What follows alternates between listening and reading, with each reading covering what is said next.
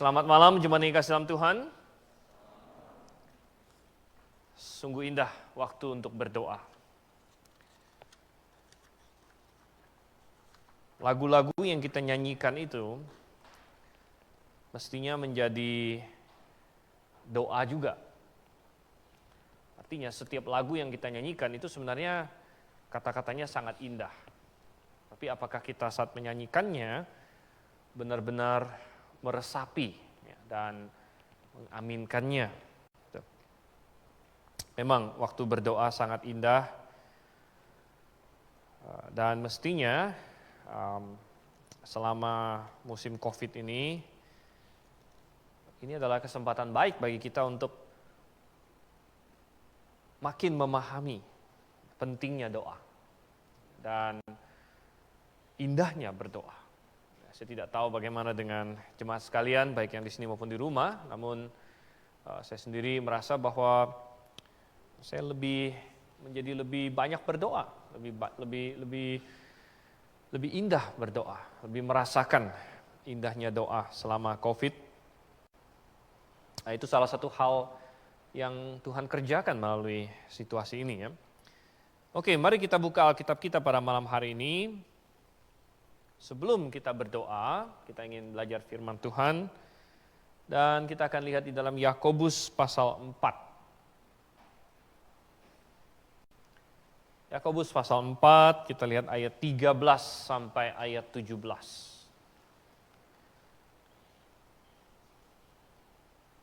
Oke, kalau sudah dapat kita baca, saya akan bacakan, jemaat sekalian silakan mengikuti dengan seksama. Yakobus pasal 4 ayat 13 sampai ayat 17, demikian firman Tuhan. Jadi sekarang, hai kamu yang berkata, hari ini atau besok kami berangkat ke kota Anu, dan di sana kami akan tinggal setahun dan berdagang serta mendapat untung. Sedang kamu tidak tahu apa yang akan terjadi besok. Apakah arti hidupmu? Hidupmu itu sama seperti uap yang sebentar saja kelihatan, lalu lenyap. Sebenarnya kamu harus berkata, jika Tuhan menghendakinya, kami akan hidup dan berbuat ini dan itu. Tetapi sekarang kamu memegahkan diri dalam congkakmu, dan semua kemegahan yang demikian adalah salah. Jadi jika seorang tahu bagaimana ia harus berbuat baik, tetapi ia tidak melakukannya, ia berdosa. Mari kita berdoa. Terima kasih Tuhan, Engkau mengingatkan kami melalui firman-Mu akan kebenaran yang sangat penting. Dan kami malam ini ingin membahas, mempelajari, dan terutama mengaplikasikan kebenaran-Mu itu. Tolonglah sertai dan terangi hati dan pikiran kami Tuhan. Kami berdoa dalam nama Yesus Kristus. Amin. Ini adalah Rabu pertama, kebaktian doa pertama di tahun 2021. Tidak terasa 2021, kadang-kadang masih, biasanya kalau ganti tahun itu masih sering kecelek begitu, sering kepikir tahun lalu. Jadi kalau bagi yang masih sekolah kadang-kadang kan terbiasa tulis masih 2020, ternyata sudah 2021. Dan memang kita belum lama, ini tanggal 6 Januari 2021, oleh karena itu saya merasa bahwa perikop ini perikop yang sangat cocok bagi kita. Mengapa? Karena perikop ini mengajarkan kita bagaimana orang Kristen menghadapi masa depan. Bagaimana sikap pandangan kita terhadap masa depan. Dan di awal tahun, biasanya semua orang di awal tahun itu melihat ke depan. Karena kita ada di awal. Biasanya di awal tahun orang membuat perencanaan. Kita mau bikin apa, kita memandang ke depan. Masuk tahun 2021 semua orang sudah berpikir, wah tahun ini akan terjadi apa, akan ada orang lihat kalender, biasa pada dapat kalender, wah liburnya kapan, dan lain sebagainya. Belum lagi tahun 2021 ini memang sangat spesial. Spesial karena 2020 kita pandemi, dan banyak orang berpikir, wow 2020 pandemi, dan cepat-cepat mau lewat pandemi, mau lewat 2020, mau masuk 2021. Ternyata sudah masuk 2021, pandemi masih ada. Pandemi masih ada, bahkan hari ini kalau saya tidak salah rekor begitu. rekor. Saya tidak ngikutin, tapi di grup-grup saya ada yang face begitu, wah hari ini rekor. Jakarta rekor, Indonesia rekor. Rekornya bukan rekor yang bagus, rekor yang bagus sih bagus ya. Tapi rekor COVID paling banyak dan lain sebagainya. Jadi wah ternyata pandemi belum selesai juga. Bagaimana kita menyikapi tahun ini? Bagaimana kita melihat tahun ini? Bahkan program gereja pun kita udah nggak bikin. Pak Suento sudah singgung hari Minggu yang lalu ya. Kita bingung juga mau bikin seminar, mau bikin apa, belum jelas situasinya. Gitu. Tetapi saudara yang kasih Tuhan, justru di awal tahun 2021 seperti inilah sangat penting bagi kita untuk melihat dari perspektif Alkitab. Bagaimana Tuhan mengajar kita sebagai orang Kristen, orang percaya untuk menghadapi masa depan. Menghadapi apa yang akan terjadi dan lain sebagainya. Oke. Dan kita melihat di sini ada 3 hal yang saya ingin bagikan, 3 pelajaran, 3 hal yang harus kita ingat ketika kita menghadapi masa depan, menghadapi entah itu tahun 2021 ini ataupun nanti. Kita pakai prinsip ini kapanpun, tahun berapapun, dalam waktu apapun. Yang pertama, saudara kasih Tuhan, dalam menghadapi masa depan, kita harus selalu mengingat akan kelemahan manusia. Kita mengakui atau mengingat akan kelemahan manusia. Oh ya, manusia modern cenderung untuk sangat sombong. Mengapa? Karena manusia modern merasa sangat hebat. Memang adalah salah satu ciri khas. Setiap generasi biasa menganggap generasinya generasi yang paling hebat. Seringkali menganggap bahwa wah manusia ini makin lama makin pintar, makin hebat. Apalagi dengan berbagai kemajuan. Kemajuan teknologi, kemajuan kedokteran, dan memang itu banyak kemajuan yang luar biasa. Ya, teknik-teknik operasi, pasang stent jantung, ya, pasang teropong, bisa teropong ke pembuluh darah sekarang, segala macam. Banyak sekali hal yang luar biasa. Teknologi komputer, ya, kirim ini rover ke Mars dan sebagainya. Wow, manusia sepertinya sangat hebat sekali. Tetapi di tengah semua itu kita harus mengingat, apalagi menghadapi masa depan, bahwa manusia sebenarnya sangat lemah. Manusia sebenarnya sangat kecil ya, dibandingkan dengan alam semesta ini, dibandingkan dengan waktu itu sendiri. Dan ketika kita melihat masa depan, kita harus mengakui hal tersebut. Lemah dalam hal apa, saudara kasih Tuhan? Ada banyak. Minimal ada 2 yang disebut di sini. Pertama, manusia lemah dalam hal pengetahuannya.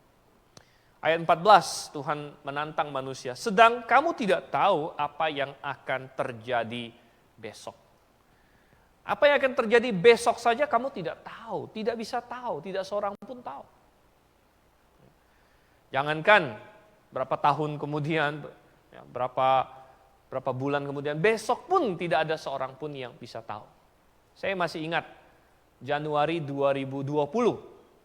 Siapa yang menyangka akan terjadi pandemi. Tahun 2020 Januari saya masih ingat kita sudah bikin banyak rencana. Ada blok kelas sudah direncanakan. Bahkan HUT Grave 25, wah sudah direncanakan. 2020 HUT Grave 25 tahun. Nah, ya, tahun lalu banyak rencana kita bikin. Tetapi ya Tuhan bilang besok apa terjadi pun kamu tidak tahu. Jadi manusia sangat lemah dalam hal pengetahuan. Kalau ada orang yang bisa tahu apa yang terjadi besok, dia udah kaya raya, saudara. Tinggal dia prediksi aja besok saham naik apa turun, dia mainin aja itu. Ya. Tapi nggak ada seorang pun tahu. Jangankan besok, 1 jam ke depan bagaimana aja, kita nggak tahu sebenarnya.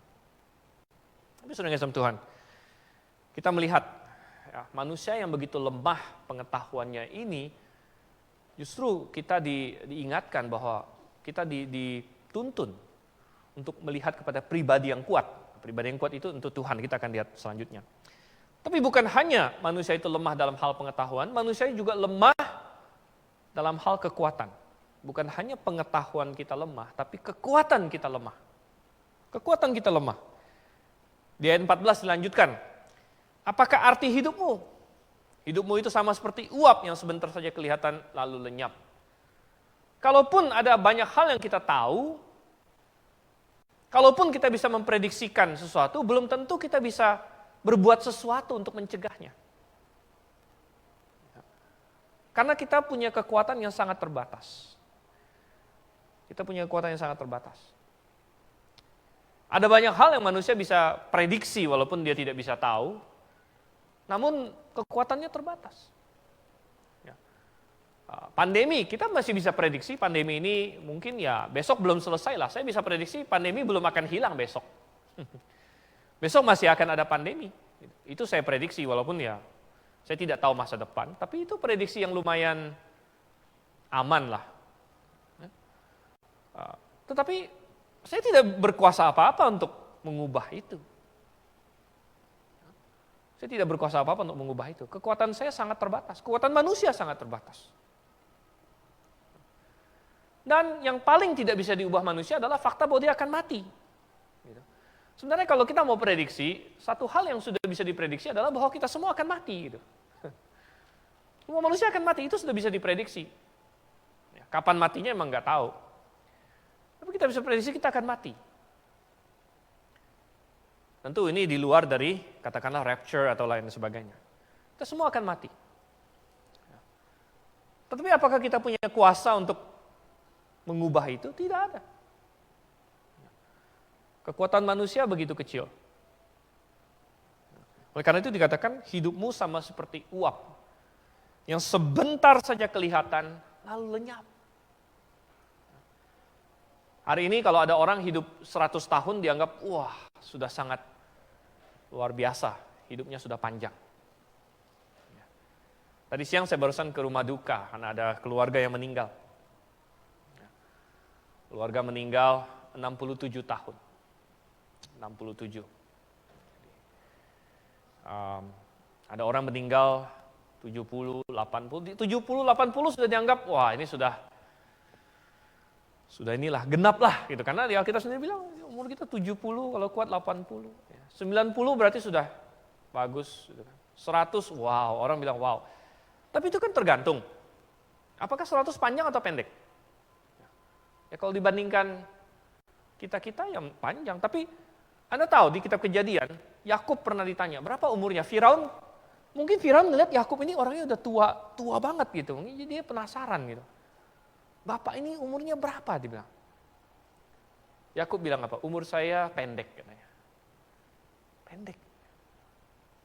Tahun-tahun hidupku pendek. Hanya 130 tahun. Mungkin Firaun kaget. Wah kalau itu pendek gimana? Hanya 130 tahun Yakub bilang pendek. Dia bandingkan dengan siapa? Dia bandingkan dengan bapaknya Ishak 180 tahun. Kakeknya Abraham 175 tahun. Belum lagi kalau dia ingat, dia kan pegang cerita-cerita. Mungkin Abraham pernah cerita sama dia. Karena kalau Anda hitung-hitung umurnya, Yakub sama Esau itu pernah ketemu Abraham. Sekitar 15 tahun mereka ketemu Abraham. Dan Abraham cerita, wah itu buyut-buyut kamu itu ada satu namanya Sem. Sem itu hidup 600 tahun. Wah. Jadi Yakub bilang tahun-tahunku pendek dan buruk lagi. 130 tahun. Dan dia akhirnya mati 147. Ini dengan Tuhan manusia sangat lemah. Dan di masa COVID ini, justru kita diingatkan akan fakta itu, bahwa manusia itu lemah. Karena sehebat-hebatnya ada orang yang sekaya-kayanya pun sekali kena COVID, itu nggak tergantung duit dia berapa banyak. Ada orang yang posisinya setinggi-tingginya, sepopuler-populernya, tidak ada yang hubungan dengan itu. Manusia lemah. Tetapi Tuhan memakai ini untuk mengingatkan kita akan kelemahan kita. Oleh karena itu dalam kitab Pengkhotbah dikatakan lebih baik pergi ke rumah duka daripada ke rumah pesta. Kenapa? Karena di rumah duka lah akhir semua manusia, hendaklah yang hidup memperhatikannya. Kalau begitu, maka di masa COVID ini salah satu pelajaran yang Tuhan ingin semua manusia ingat adalah bahwa hey manusia, kalian itu lemah, suatu hari kalian akan mati, kalau bukan karena COVID ini pun, karena semua yang lain. Banyak orang karena COVID khawatir terus tiap hari. Jangan. Tuhan tidak ingin kita hidup dalam kekhawatiran.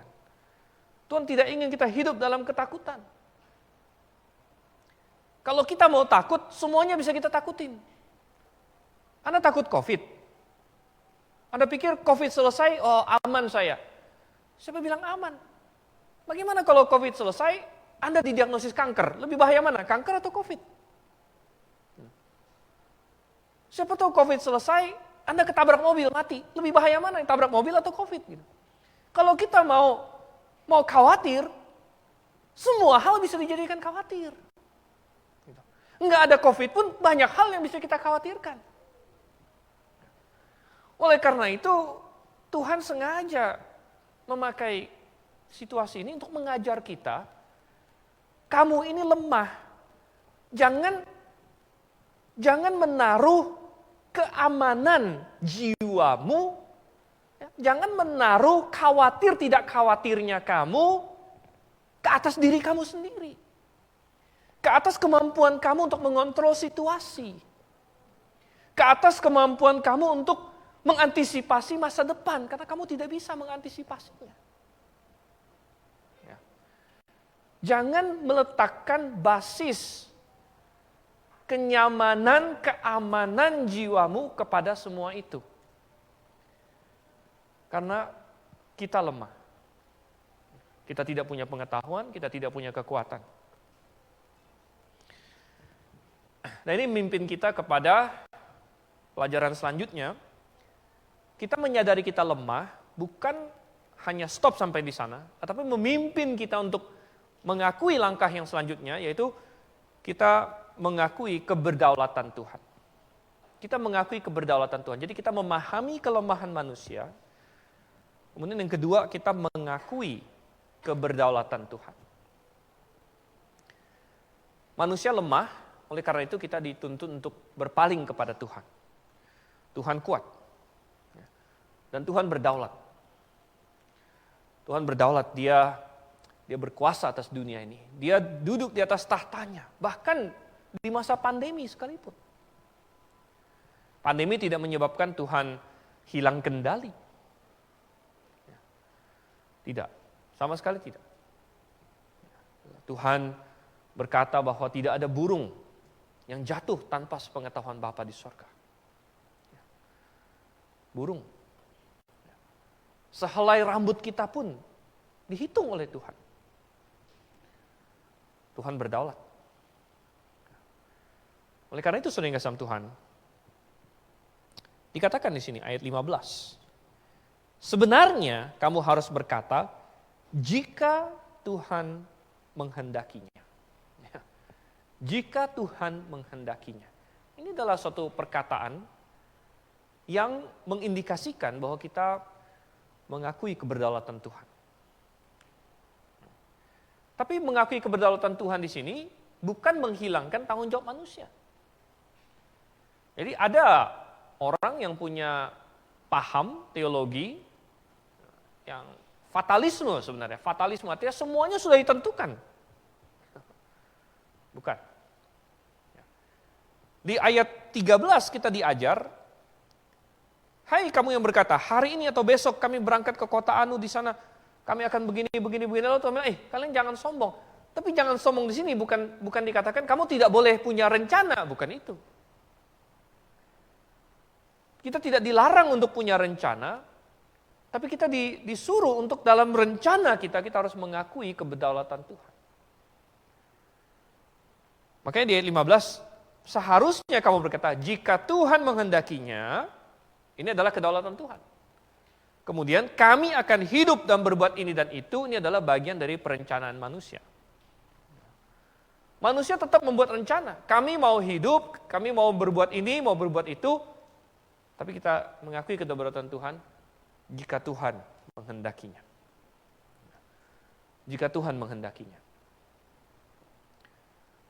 Iya, Tuhan berdaulat atas sejarah. Tuhan berdaulat atas sejarah bukan dalam pengertian tidak ada kehendak bebas manusia. Justru karena ada kehendak bebas manusia. Kalau manusia itu tidak punya kehendak bebas, maka tidak ada nilainya berkata bahwa Tuhan itu berdaulat. Mengapa? Itu sama sepertinya Itu sama seperti kalau saya bilang, wah pemain catur ini canggih sekali, hebat sekali. Itu mengindikasikan bahwa dia ada main melawan orang. Gitu. Kalau ternyata dia nggak main lawan orang, tapi dia pegang putih sekaligus dia pegang hitam, jadi semua dia yang jalanin, maka perkataan bahwa dia adalah seorang pemain catur yang hebat tidak ada nilainya sama sekali. Enggak, ya hebat lah. Hebat nyusun-nyusun gitu. Seperti anak saya Sergi yang sedang saya ajar main catur gitu kan. Jadi kadang-kadang dia mainin dua sisi gitu. Kadang-kadang dia main sama saya, dia udah tahu nih jalannya begitu. Dia jalan, terus pas saya mau jalan dia bilang, "Papa nggak boleh jalan yang ini," katanya. Karena dia mau makan gitu. Ya. "Papa nggak boleh jalan yang ini loh, kok nggak boleh?" Saya bilang, "Nggak boleh." Kenapa? Oh ya udah, karena saya mau bikin dia suka main catur kan, kasih dia menang gitu. Saya nggak jalanin yang itu, abis itu dia makan. Ujung-ujungnya dia menang gitu ya. Ujung-ujungnya dia menang. Ya. Cuman, wah ini pemain catur yang hebat, nggak ada nilainya.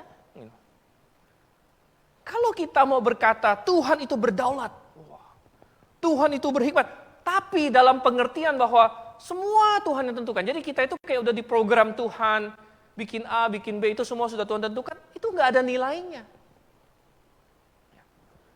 Nggak ada nilainya. Justru kita bisa berkata Tuhan berdaulat. Dalam pengertian ada kehendak bebas. Dalam pengertian, dalam konteks bahwa Tuhan ciptakan manusia bisa memilih, bisa menentang dia, bisa memberontak lawan dia, namun Tuhan sedemikian berdaulatnya, sedemikian berhikmatnya, sehingga Tuhan pakai pemberontakan manusia untuk tujuannya juga. Itu sudah dalam rencana Tuhan. Tuhan pakai pemberontakan manusia. Ketika orang-orang Farisi mau menyalibkan Tuhan Yesus, itu kehendak mereka sendiri, tidak Tuhan setel. Tapi Tuhan pakai itu untuk mendatangkan keselamatan. Itu hebatnya Tuhan. Itu keberdaulatan Tuhan. Kita bicara lagi mengenai COVID. Berbagai spekulasi COVID ini dari mana. Ada yang bilang dari alam, ada yang bilang dari manusia. Dibikin, oke, kita tidak akan tahu yang benernya gimana. Tapi apapun itu, Tuhan bisa pakai. Entah itu karena manusia yang jahat, entah itu karena memang mutasi dari alam, entah apa. Tapi Tuhan bisa pakai. Kondisi COVID ini untuk tujuannya. Dan ketika kita menghadapi tahun 2021, kita harus mengakui keberdaulatan Tuhan. Kita bikin rencana, kita tahu, kita tidak bersungut-sungut. Kita tidak kesel sama Tuhan. Kesel, kenapa ini pandeminya nggak selesai-selesai? Kesel sama Tuhan. Pernah nggak Anda kesel sama Tuhan? Jangan. Jangan kesel sama Tuhan. Tapi kita mengakui, ya, Tuhan punya rencana. Kesulitan yang kita alami karena situasi dan lain sebagainya. Jangan kita bersungut-sungut. Dan ini mimpin kita kepada poin ketiga. Poin ketiga, tadi poin pertama adalah kita memahami kelemahan manusia. Poin kedua adalah kita mengakui keberdaulatan Tuhan. Dan poin ketiga adalah kita menyesuaikan diri dengan kehendak Tuhan. Kita menyesuaikan diri dengan kehendak Tuhan. Jadi gini, ini tadi berkaitan dengan poin yang terakhir saya singgung. Oke, kita tahu Tuhan berdaulat. Tapi kita tahu Tuhan berdaulat itu, kita sikapi dengan cara bagaimana? Dengan cara kesel sama Tuhan. Maka itu tidak beda dengan iblis dengan antek-anteknya. Iblis sangat tahu Tuhan berdaulat. Setiap kali Tuhan Yesus ketemu roh jahat, mereka yang paling duluan takut. Manusia belum tahu siapa Yesus, dia sudah tahu duluan. Bahkan roh-roh jahat seperti legion dan lain sebagainya, ketakutan. Apakah engkau akan menghukum kami sekarang? Janganlah suruh kami ke jurang maut dan lain sebagainya. Mereka tahu Tuhan berdaulat. Mereka tahu Tuhan Yesus berdaulat. Namun mereka tidak senang dengan itu. Ya. Mereka bukannya mau, oke, Tuhan berdaulat, Tuhan punya kehendak, dan saya mau ikut kehendaknya itu. Bukan. Mereka dalam posisi oposisi. Ya. Kalau kita tahu kehendak Tuhan, kalau Tuhan intervensi dalam hidup kita, entah itu melalui situasi atau kehendak Tuhan yang kita ketahui melalui firman-Nya, bagaimana sikap kita? Ya. Apakah kita kesel? Aduh, saya mau bikin A, tapi Tuhan cegah. Saya punya rencana A, tapi Tuhan cegah. Apakah kita kesel? Aduh, kenapa ya? Kenapa Tuhan gak izinkan saya begini? Kita malah kesel sama Tuhan. Paulus mengalami, kalau Anda baca di perjalanan misi, pernah Paulus mau ke Asia, Anda baca di Kisah Rasul. Dicegah oleh Roh Yesus, kata Roh Yesus cegah dia ke Asia.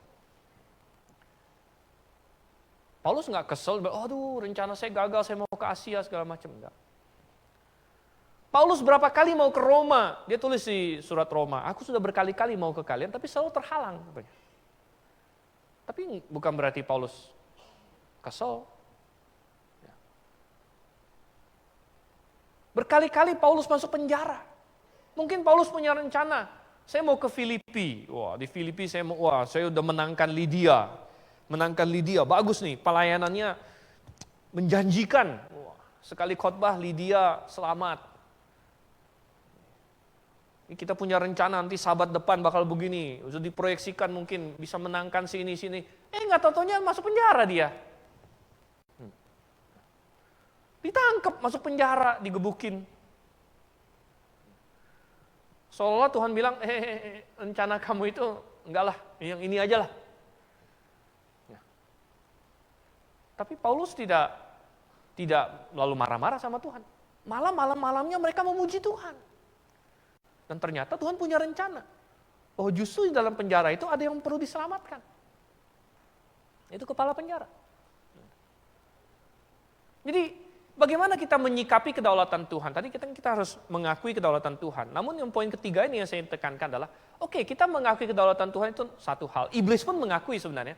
Tapi apakah kita menyesuaikan diri dengan kehendak Tuhan itu? Apakah kita mau berkata, Tuhan ya aku ingin tahu kehendak-Mu dan aku mau ikut itu. Dan tidak perlu menunggu sampai ada sesuatu yang memaksa kita. Kalau tadi Paulus masuk penjara, itu kan memang terpaksa. Maksudnya dia nggak bisa enggak. Tapi bagaimana dengan kehendak Tuhan yang ada dalam Alkitab?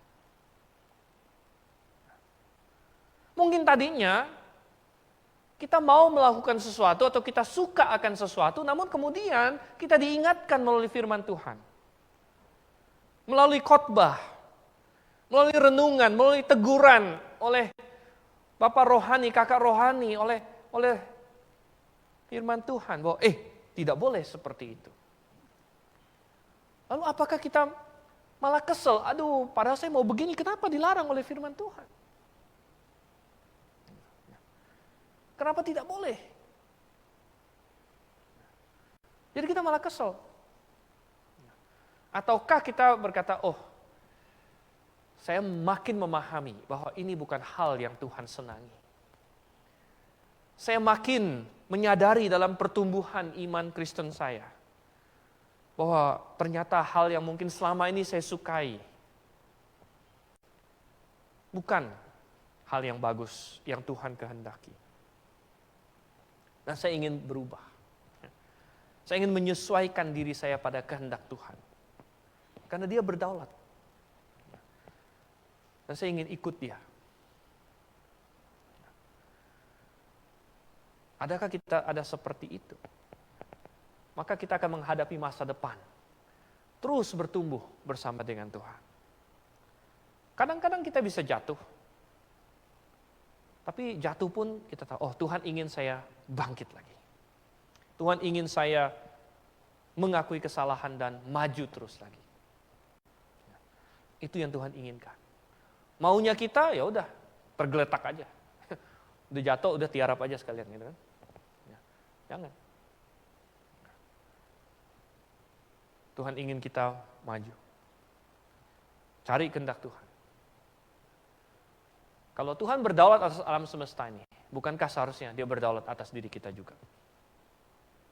Mari kita berdoa. Bapa di surga, Tuhan Kau mengajar kami bagaimana kami harus menghadapi masa depan dan di tahun 2021 ini. Tahun yang Kau ciptakan, tahun yang Kau sediakan bagi kami. Kiranya kami dapat mempersiapkan diri dengan baik dan mengarungi tahun ini bersama dengan Engkau dengan selalu bergantung kepada Engkau. Dan justru kami semakin mengenal Engkau. Dalam situasi apapun Tuhan, kami tidak tahu masa depan. Kami tidak tahu tentang pandemi ini. Kami tidak tahu banyak hal. Apalagi yang akan terjadi tahun 2021. Oleh karena itu, pimpin kami, beri kami hikmat. Kami berdoa nama Yesus Kristus. Amin.